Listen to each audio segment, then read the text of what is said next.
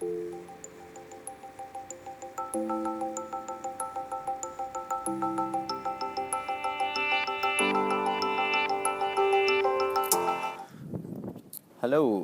welcome to my first vlog. So let me just get out my notes here.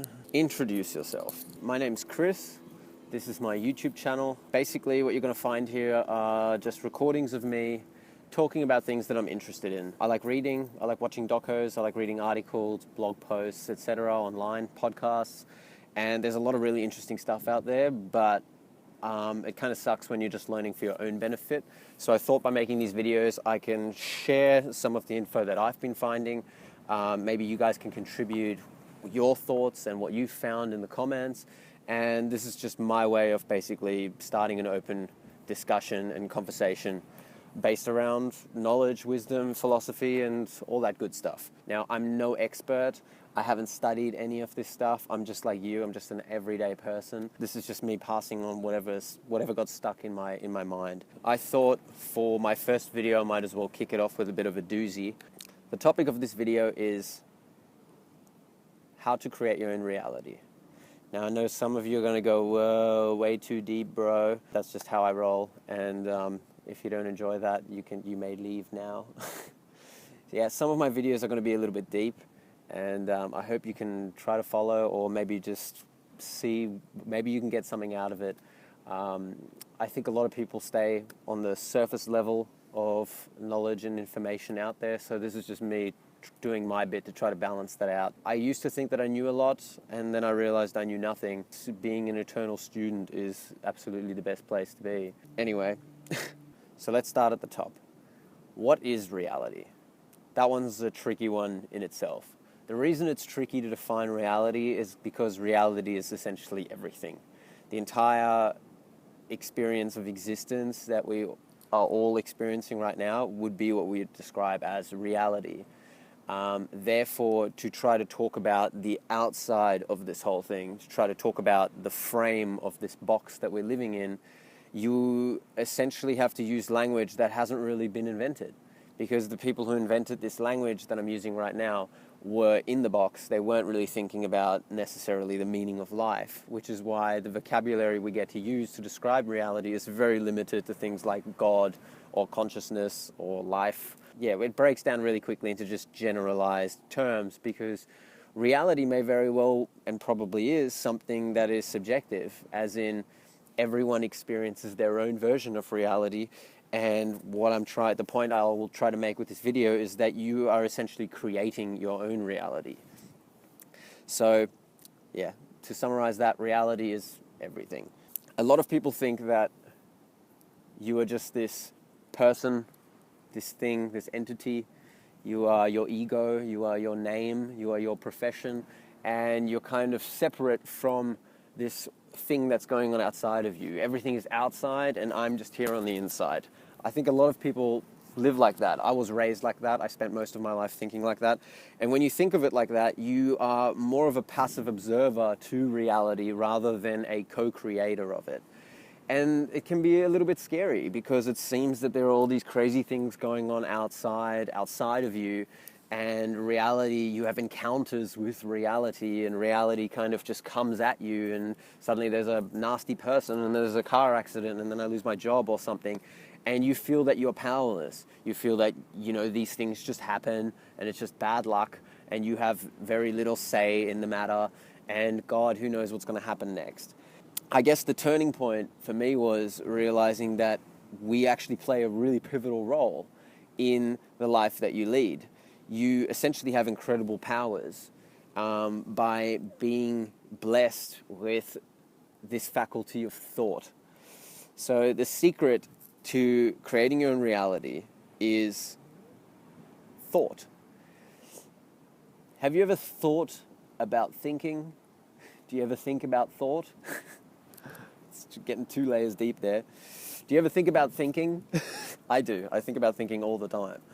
It's crazy, because when you look around, everything that you see that has had some type of human intervention was first constructed in the mind of a human being. the camera I'm looking at right now, the clothes I'm wearing, this artificial pier I'm sitting on, everything started as a thought. Before you do any action, before you have any feeling, everything begins first in the mind as a thought. So thought is really the most powerful force in the universe. It has terraformed landscapes. It has sent a person to the moon. It has split the atom. You know, thought is an incredible, incredible power, and we all have it. But the problem is we have too much of it. Science now says that we have 50 to 60,000 thoughts per day, and I would reckon that number's probably gone up over time. I mean, I have a television in my pocket now that likes to speak with me, whereas, say, a farmer in the Middle Ages probably had a lot less to think about and a lot less stimuli and ads and media and buzzing, vibrating bloody devices and stuff. So who knows how many thoughts they had? Maybe they had 10,000. I don't know. Either way, we have 50 to 60,000 thoughts per day. That means you're having a thought every 1.5 seconds. There are so many thoughts that we don't even realize we're thinking. I think it was Eckhart Tolle, the German philosopher, once said that overthinking is like a mental illness, but because everybody has it, we don't think of it as that. So to me, the greatest challenge in life is not to climb Mount Everest. It would be to conquer the mountain inside your own mind first, to tame this chatter in the skull, these voices that we all have in our heads, often conflicting, often giving you the positives and the negatives and things to worry about, and then future tripping and then pondering the past, and always tearing you away from the present moment, and quite often making you fearful when really you should be present and grateful. So I think conquering this faculty of thought, to me, is the greatest challenge that we would have in our lives. If you climb Mount Everest, it would be an amazing achievement, don't get me wrong. But if you get up there and you're an overthinker, like most people are, and you have no control over your thought processes, you'll probably, rather than actually taking in the moment that you reach the summit, you'll start thinking about how you're going to get back down, who are you going to tell about your achievements, are you going to give an interview, what are you going to do next, blah, blah, blah, blah, blah, rather than actually being here in this moment, which is all there ever exists, because when it's the future, it's also this moment, and when it was the past, it was also this moment. You can't change the past, that's concrete now. When I started this video, that is now set, it's gone, it's done. There's far too little forgetting in our society. Who cares about that? What's going to happen tomorrow? Who gives a shit? Tomorrow will never look exactly the way that I imagine, and by spending time pondering it all day long and overthinking it, all I'm doing is missing out on where my life is actually happening, which is in this moment right now. So, to create your own reality, you have to begin to master your thoughts. You have to begin to interject. You have to begin to inject positive thoughts, abundant thoughts, thoughts about the things that you are actually trying to bring into your life. If you're trying to attract certain things into your life, if you're trying to be a certain person, if you're trying to be more positive, if you're trying to be less fearful, if you're trying to be more financially abundant, these are all things that are dictated by your predominant mental attitude. As they say, you become what you think about most of the time. Even Bruce Lee said, "As you think, so shall you become." And I'm sure he thought quite a lot about being a kung fu master with incredible strength. And then naturally, those thoughts would lead on to other thoughts as to how to actually achieve that. And on top of that, there is a whole nother spiritual side where the universe kind of starts coming to your aid and people start showing up at the right moments, etc., because of what you're thinking about most of the time. If you really, really, really want something and you're always thinking about it, you really want that bicycle, well, guess what? Eventually that bicycle appears. You really want to be with this kind of woman, eventually you're going to meet her. You don't just start getting random things into your life that have nothing to do with what you've been thinking about. Like attracts like, and you attract what you send out. So thoughts are a vibration that is going out. It's going out in a realm that we can't perceive with our own eyeballs, but that doesn't mean it doesn't exist. Just like X-rays, gamma rays, and infrared do exist, just we can't perceive it with our own eyeballs. Thoughts are a vibration you are sending out to the universe, and the universe ripples back the results. It sends you back. You reap what you sow. So you have to start mastering your thoughts. And the tools that you have to begin this I mean, the biggest one is probably just conscious awareness, reminding yourself all the time, observe your thoughts, watch your thoughts. Even me trying to do this all the time, I still only do it a small percentage of the time, but I'm getting better. It's definitely working. And when I get a sudden stream of chatter in my head that I feel like, wow, that's some really fearful, stupid, judgmental, critical bullshit, then I have a choice as to kind of just swat it out of my mind and replace it with a thought that's actually more practical and is going to help me get the things that I'm trying to achieve. I mean, for instance, I used to look at, if I see someone who looks dodgy, covered in tattoos with a leather jacket and big dude or whatever, looks like the bad guy out of the movies, I would notice that my head would go like, ooh, watch out for that person. But I realized that chances are that's just a guy who's trying to express himself differently to most people in society, and that's why he's got some tattoos and stuff. So to try to counteract, and I don't recommend this necessarily, but like I just started going up to these people. If I walk past and I notice my head goes, ooh, that guy looks dodgy, I would stop, I would go up to him and go, excuse me, have you got the time? And you know what? Out of the 10, 15 times that I did it, there would be like, oh yeah, sure mate, it's 3:30. Completely friendly, completely courteous, not aggressive, not intimidating, nothing. And it just kept proving to me just how much bullshit we have in our heads that's just injected, that's just planted there, that's just brainwashed from every bloody news story and every movie and all this bullshit. Every movie I watch, some guy's got a freaking gun in it, So you've got to try to get this stuff out of your head and replace it with things that are actually going to bring you closer to the goals you're trying to achieve in life, whatever that may be. And you can only do that by watching your thoughts and beginning to act upon them with a little bit of mastery, a little bit of power, a little bit of influence. To help this process as well, things like meditation are invaluable. If you can imagine you have 50 to 60,000 thoughts a day, I mean, this is not a study, but I imagine if you meditate twice a day, you're probably down to about 30,000.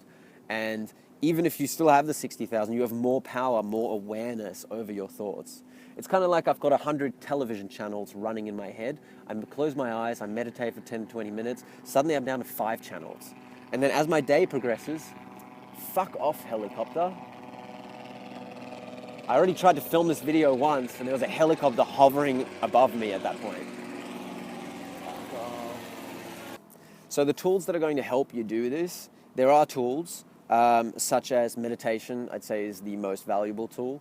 It essentially gives you more power over your thoughts. It also thins out the amount of thoughts that you have, and it unshackles you somewhat from the emotional charge that thoughts have. Like, for instance, I used to have a very short fuse. I would get aggressive quite quickly. Maybe it's from all the action movies I watched as a kid or something, I don't know. But after I started meditating, it was almost like rather than me just having this knee-jerk reaction as soon as someone pushes that button, I would get this 2 to 3 second gap where I would have a moment to ask myself, ooh, you're about to react in a certain way. Do you want to ruin the present moment, Chris? Because right now you're feeling good, but if you go down that road, you're going to become emotional, and then that person's going to become emotional, and then negative energy starts leaking all over the place. So you have this moment where you can take inventory of yourself and go, hang on, what do I actually want to achieve in this moment? So meditation, I will go into this in another video, many videos, matter of fact, because it is the single greatest thing that I ever learned, and it's also the fucking easiest, which just makes no sense at all. Mindfulness is another method, which is essentially observing the mind and watching it, being fully present in the present moment, being right here in the now. I find philosophy helps greatly, just getting a bit of a broader understanding of your existence so that you don't start falling into, just scarcity mode and, oh, it's really important that everybody goes on surviving. It's like, hey, guess what? Everyone's going to die at some point, so why don't you try to construct the time that you're here in the best possible way? So philosophy helps greatly. Look up, Socrates, Seneca, all those old school Greek guys. Visualization helps you create your reality massively. Your frontal lobe actually allows you to close your eyes and begin daydreaming, and it makes the images in your mind more real than where you are right now. Now, the interesting thing about that is when you are creating those images in your head that you're visualizing about that partner or that job or that car or that, as you start thinking those images in your head, you actually begin to fire neural networks in your brain. So those neural networks begin to represent the images that you're having in your head. So if I'm sitting here all day long and I've never been, say, to Fiji, and I keep visualizing Fiji and what it's going to be like when I'm in Fiji, if someone actually then dissected my brain and had a look at my brain later, and they could check the neural nets and see what images are associated, they would think, wow, this person's been to Fiji. So you can create your own future reality in your mind before you've ever actually experienced it. And then by doing this, I'll go into this in another video, but by doing this, by creating these images in your mind and firing the associated neural networks, you become a magnetically charged compass that will draw you towards that future reality. Look up someone like Dr. Joe Dispenza, who's written a couple of books such as Evolve Your Brain and Breaking the Habit of Being Yourself. He talks about this extensively, and it is mind-blowing. I mean, the woo-woo stuff and hardcore science have met in the middle these days, and it's just, you're not going to hear about it on Channel 10 News. Morning, mate. Not too bad. All mate in the shot. Killing it. Positive affirmations are another great tool just to constantly remind yourself of the same sort of modes of thinking or the same quotes or the same things to focus on, you know, whether it's gratitude or positivity or something. Just by constantly refiring those things, you will influence your thoughts. So, but yeah, in summary, essentially, creating your own reality comes down to creating your own thoughts rather than just letting them happen. And because thoughts matter, thoughts become matter. So the more you can kind of interject into your thought processes the things that you want to bring into your life, the more you will bring those into manifestation. Anyway, that wraps up this video. I hope you got something out of it, and I hope you enjoyed it. It's my first one. So let me know what you think in the video in the comments below. Maybe give it a like, just so that it gets a bit more traction. And I'll think up what the next topic will be and see how we go with these. All right, thanks for watching. See you later.